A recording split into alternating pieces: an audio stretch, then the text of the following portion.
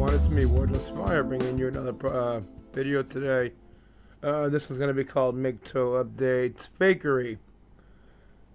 Well, you know, in Europe there's a bunch of fakery going on as well, but it's nowhere near the levels of the United States, because let's just face it, you all think that you live on some kind of godforsaken island where you are all in control and that you rule everything when you don't have a clue about anything. I wanted to talk today, pretty much just about fakery. I've just been recently sick for 4 days. I'm getting better now. It's leg related. You know, when you have a big giant wound and you walk around a situation, living room or whatever, and dust gets into whatever, you can get an infection, which just happened to me. I'm back now, a bit stronger. But this fakery I wanted to talk about today, I was just watching this television show called How to Catch a Contractor, which basically goes after contractors that take advantage of people. And I couldn't help noticing this enormous, psychotic, fucking bitch that I just so badly wanted to smack while watching this episode. The episode starts out with this woman saying, "This Mexican man promised to build me a fence. He tore down the fence, the old one, and did not replace it with a new one. He left it there for months." So this big mangina show, they get private investigators to go hunt down this stupid contractor who is just giving them lip the whole time and making their life hell. Instead of quitting after him and just building the fence, they keep going like idiots. But the woman, the whole time, is fake tearing and constantly saying, and I'm telling you, if I had a drink for every time she said the sentence, I would have been completely drunk off my ass within 20 minutes of that stupid fucking retarded show. And I had to keep hearing the following: "It's just me and my daughter who lives here. I don't feel very protected. It's just my daughter and me, you know." I'm thinking, fuck you, you crazy bitch. Where's the husband? What did you do to chase him off? And you know, more men just are thinking like, I'm tired of men always bringing down other men going, "Oh, what did you do to fuck up the relationship?" How about nothing? How about if you just fart one night the wrong way, your relationship's over? How can you live in America where you know every woman is out to screw another man over, then don't even care about the guys you're screwing over, but then sit there and label him as some bad creep, when you know that females there will just use the guy and move on? Incredible. So she's crying these big fucking crocodile tears, and all the manginas are ready to serve her and chase down this Mexican guy for her. Oh, and I'm just like, what the hell are you guys doing? Honestly, what are you fucking doing, you stupid, retarded country? Ugh. I mean, I have my bright side. I know that when the Lord comes down, he's really going to attack America come this month. And I'm going to have my laugh for once, because let's face facts, since 1998, I've not been back home anymore. That's 17 years I've not been back home. That's 17 years of anger brewing inside of me of this political bullshit that you guys like to call political correctness. Since you guys put me through that and made me leave my own country because I couldn't stand the psychotic fakery, I'm glad to see justice being done now against the fakery.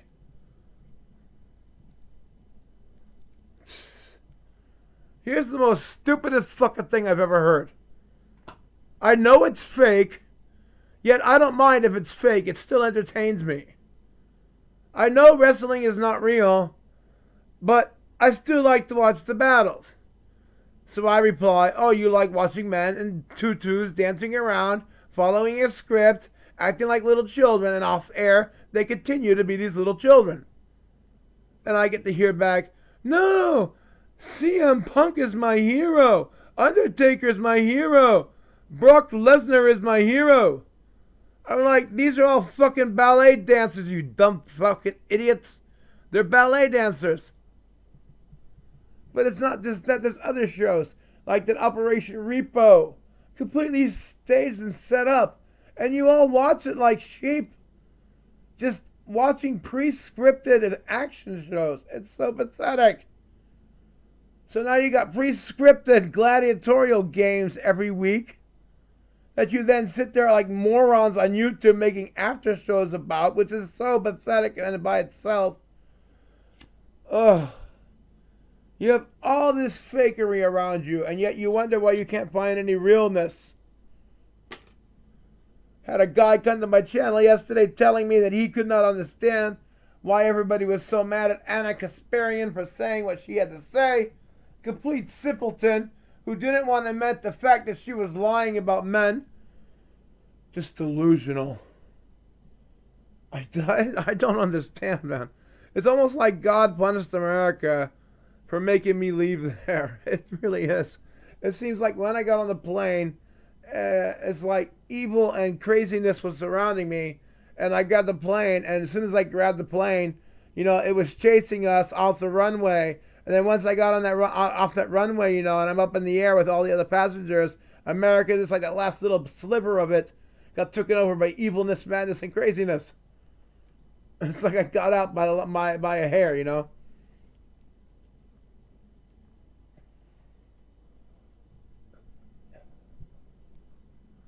You have a man named Jonathan Kahn who's told you all about the Harbinger, but you still keep Obama in office.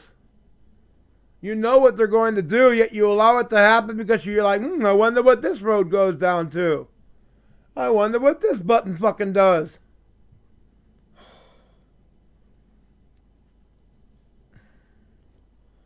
Oh, Walmarts are closing around us. We'll have no place to buy our GMO food anymore. What are we gonna do? We won't be able to buy the cheap little diapers anymore. Take care of our 9 children. Who's gonna accept our food stamp card? You all keep rolling with the punches, but you don't stop the punches from happening. I found a really great clip of this on YouTube during a movie I was watching, The Ten Commandments. And it's where Moses is talking to a Hebrew. The Hebrews say, Moses says basically, if you want to keep this land that you're in right now, you're going to have to learn to defend yourselves. So he got all the Hebrews to train in battle. He got them to be pretty darn good, too. They were wielding swords and shields and spears and able to actually protect themselves. And an invading force comes in. They annihilate, they just totally eradicate this other force. They are survivors. But then, while they're still training, there's this other man whose name is Joshua, and he refuses to pick up any weapon whatsoever. And he says, if I pick up a sword, if I pick up a spear, that's me showing God that I have no faith in him, because God is supposed to provide for me. And if I pick up that sword, that's saying that he can't do it enough for me, and I have to go out and do it myself. Moses replies with the story of the three people that came by in the storm. Okay, I'll just tell you the story. Story about a man whose house is flooding. The bottom floor is flooded. A man comes by and says, "Hey man, you got to get out of your house. It's flooding. It's gonna keep rising. It'll be at your roof soon." And the guy says, "Forget it. God will get me out of here." So a little bit later on, a boat comes by, and his house is now flooded up to the second story of the house, and he's now on the roof. And the boatman says, "Get in my boat. I'll take you out. I'll get you into safety." And the man stands there and says, "Sorry, I'm waiting for the Lord to save me." Third boat comes by. The water's up to the roof, up to the guy's feet and ankles, and he still refuses to get in the third boat. He ends up dying and going to heaven, and he's really fucking pissed off with God. He says, "Why didn't you save me?" He says, "Look, I sent you 3 boats. You didn't get in." And that's exactly what's going on with America right now. You guys are just sitting there waiting for some kind of giant miracle, instead of making your own miracle and understanding you do have the right to defend yourselves. Not only defend yourself, but your family, your livelihood, your household. I mean, even your best friends and your boss even. You have the right to defend anybody at your choice. It's your right to choose to defend somebody. Lay it down if you have to. The point being is you are allowing your nation to be constantly corrupted, and you're not doing a damn thing to stop it. I mean, just the first week in office, Obama should have been impeached already. He should have been impeached already I mean, he shouldn't have even had a chance to be running for president.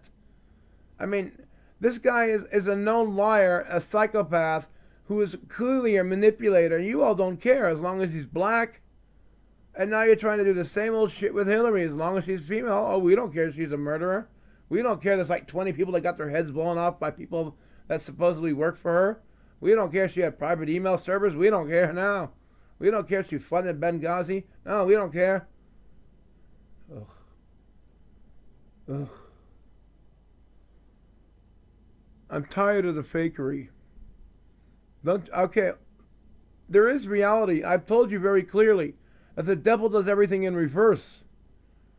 So if reality is reality, what is fakery? It is the reverse of reality. And if it is the reverse, it is what? Satanic. So you are witnessing satanic events all around you, and yet you still refuse to believe in the Almighty.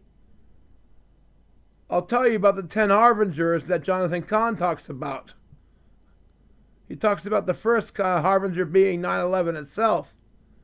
But he goes on mentioning certain deeds that have to happen in succession of each other that have to all relate back to 9/11 within a specific amount of years. And he bases this off of the ancient destruction of Israel. How the Jews ended up destroying themselves by making a creed that they would come back building stronger and better. That they would remove the sycamore trees and replace them with cedars. All this has happened in New York. And I don't know how many of you do know this, but when George Washington, the very first president of America, consecrated the United States in Christianity, do you understand that? There came a day, just like when we so-called went to the moon, and we planted our flag on the moon, we declared that moon to be American property. When George Washington declared the United States to be a Christian nation, he also stated that if this nation ever turned away from God, it would be destroyed. Pardon my cough. Anyways, there's another part about the harbingers, is that there'd have to be a giant stone cut out, dragged from the mountains downtown to the city and placed there for another harbinger to come true, and that happened. The tower is being built. I mean, that's just another clear tower to Babel. We will be like gods, you know. We will come back bigger and stronger. We defy against you, God. We rebel against you. There's no bigger country in the world with rebels than America. And you're all so proud of it. And you think you're so great for it. But it's holding you back. It's diminishing your evolution and in such a way of spiritual evolution, not in you're going to grow a fucking tail. No, listen, folks, you have a choice, you know. Very simple. You can get with the program or die of the program. But you cannot sit there and go, oh, there is no program, so therefore I don't have to worry. You're just going to get hit by the program.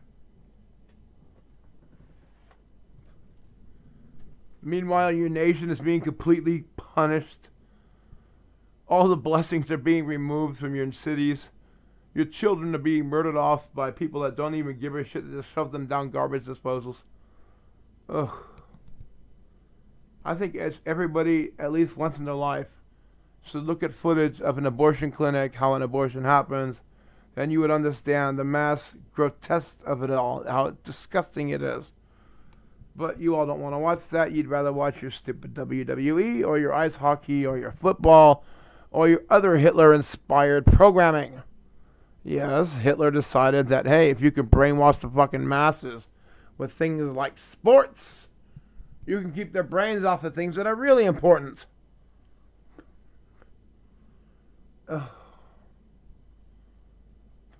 So George Washington, he basically blesses the land right underneath the feet where he's standing, and he consecrates it as an American nation under Christianity, under God. And they built this little church over the land where he consecrated.